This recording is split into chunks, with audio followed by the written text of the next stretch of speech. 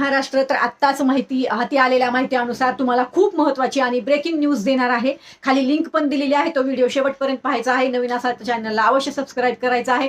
जसं की आपला जुलैमधला आणि जूनमधला जो शासन निर्णय आला होता मुख्यमंत्री लाडकी बहीण योजनेचा, त्या शासन निर्णयाच्या अनुसार आत्ता आज जे आदित्यताई तटकरे यांनी ट्विट केलेलं आहे त्या ट्विटमध्ये असं लिहिलेलं आहे की 5 लाख महिला ज्या आहेत मुख्यमंत्री लाडकी बहीण योजनेमधून बाहेर झालेल्या आहेत. म्हणजेच इथून पुढे या योजनेचा लाभ त्या महिलांना मिळणार नाही. या योजनेच्या अपात्र झालेल्या आहेत.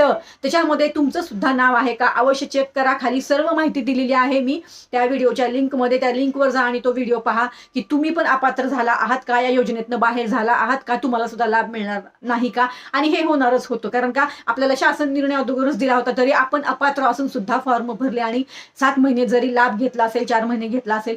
ते एकदा लिंकवर जा आणि व्हिडिओ शेवटपर्यंत पहा. धन्यवाद.